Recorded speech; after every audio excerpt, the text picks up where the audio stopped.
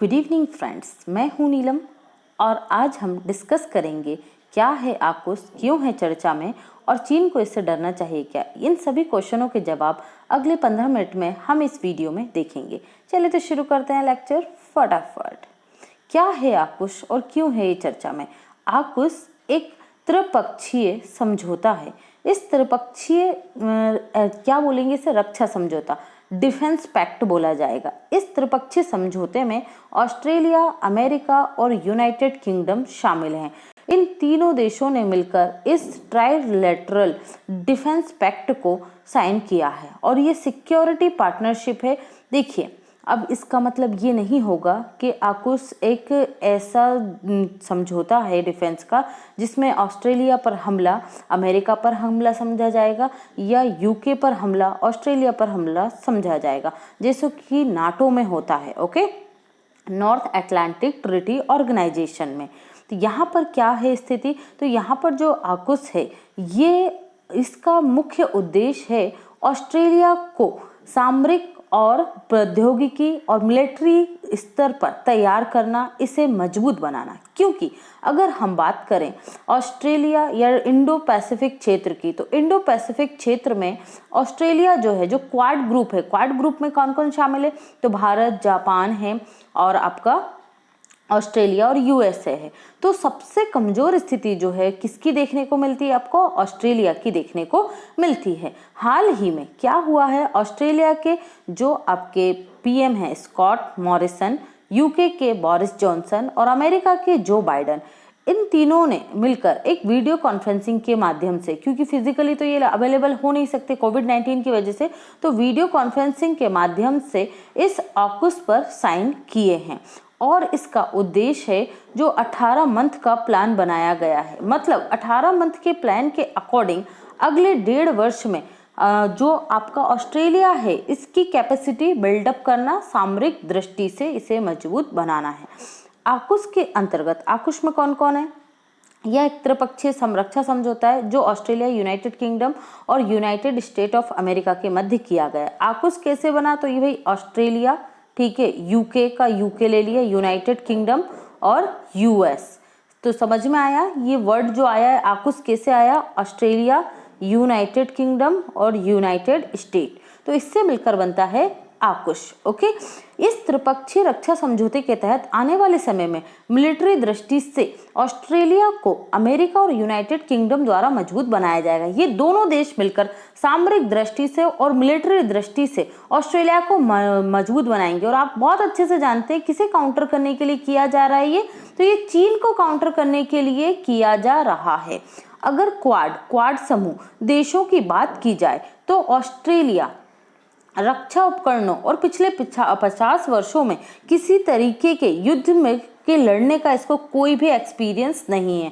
अगर आप ऑस्ट्रेलिया की बात करें तो ऑस्ट्रेलिया के पिछले 50 वर्षों में ऑस्ट्रेलिया को किसी भी तरीके के नए रक्षा उपकरण जो है ना उनका यहाँ पर उत्पादन किया गया है, ना कोई नई मिसाइल बनाई गई है, ना नई कोई लड़ाकू हेलीकॉप्टर बनाया गया, किसी तरीके का कोई जो डिफेंस की हम अगर बात की जाए तो कोई कैपेसिटी यहाँ पर ऑस्ट्रेलिया के पास नहीं है। तो ये एक कमजोर देश है और ना ही इन्होंने कोई युद्ध लड़ा है। तो ऑस्ट्रेलिया और यूनाइटेड किंगडम मिलकर और इसको अमेरिका और यूनाइटेड किंगडम मिलकर ऑस्ट्रेलिया को मजबूत बनाएंगे। क्वाड देशों में कौन कौन आता है, तो भारत आता है, ऑस्ट्रेलिया आता है, अमेरिका आता है और जापान आता है। तो ये भारत के इतिहास आप जानते हैं, अमेरिका का भी जानते हैं और जापान का भी जानते हैं। मतलब इनकी जो सामरिक दृष्टि से अगर हम क्षमता देखें तो वो मजबूत है और इनके कंपैरिजन में अगर हम ऑस्ट्रेलिया को देखें तो ऑस्ट्रेलिया एक कमजोर देश है।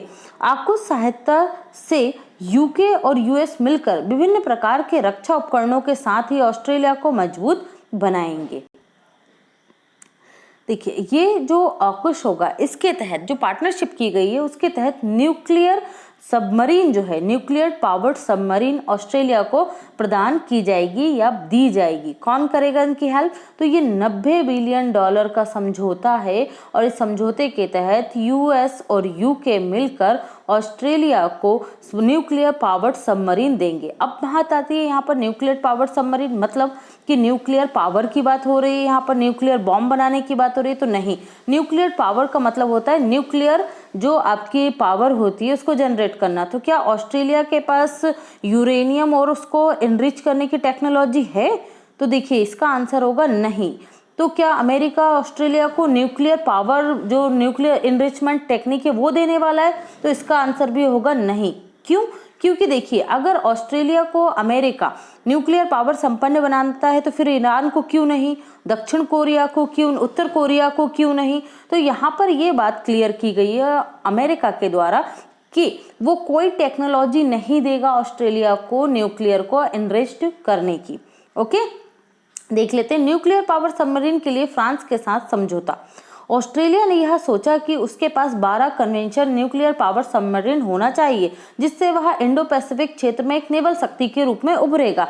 इसके लिए फ्रांस और ऑस्ट्रेलिया के मध्य 2017 में नेवल ग्रुप, जो फ्रांस का नेवल ग्रुप है जिसे डकन्स के नाम से भी जाना जाता है, ठीक है, डकन्स मतलब DNSCS, ठीक है, के नाम से भी जाना जाता है। इसके साथ एक समझौता 2017 में किया गया था किसके लिए? न्यूक्लियर पावर्ड सबमरीन के लिए। लेकिन इस समझौते के तहत फ्रांस ने ऑस्ट्रेलिया से क्या कहा गया? ऑस्ट्रेलिया ने इसे 90 बिलियन US$ का टेंडर नेवल ग्रुप को देने का विचार किया, परंतु इस समझौते के तहत सबमरीन पर काम बहुत धीरे धीरे चल रहा था जिससे ऑस्ट्रेलिया नाराज था फ्रांस से। फ्रांस ने इन सबमरीन की डिलीवरी वर्ष 2032 तक, भाई 2032 तक दुनिया कहाँ की कहाँ पहुंच जाएगी अगले 11-12 वर्षों में, ठीक है, तो 32 तक करने की बात कही और इसके लिए ऑस्ट्रेलिया बहुत नाराज हो गया कि हम तो बहुत पिछड़ जाएंगे, अपने खुद के रक्षा उपकरणों और सामरिक दृष्टि से कमजोर पड़ जाएंगे। इसलिए ऑस्ट्रेलिया ने फ्रांस से ये समझौता कैंसिल कर दिया। कब? 2018-19 में इस समझौते को फ्रीज कर दिया गया, रोक दिया गया। अब जब हम क्वाड देशों की बात करें तो लोकेशन देख लीजिए आप, ये क्या है? अमेरिका, और ये है आपका जापान, इंडिया और ऑस्ट्रेलिया। ओके, ये इंडो पैसिफिक जो क्षेत्र है, इस क्षेत्र में ऑस्ट्रेलिया की जो कंडीशन है वो क्या है? सामरिक दृष्टि से कमजोर है। और यहाँ पर किसको काउंटर किया जा रहा है? तो काउंटर किया जा रहा है यहाँ पर चाइना को। ऑस्ट्रेलिया मजबूत होगा जिससे चाइना को और साथ ही भारत को भी क्या मिलेगी? एक सहायता मिलेगी, क्योंकि भारत और ऑस्ट्रेलिया के फ्रेंडली रिलेशन है। ओके, तो ये जो समझौता हुआ है AUKUS, ये भारत के लिए बहुत ही महत्वपूर्ण है और चाइना के लिए चिंता करने की बात भी है।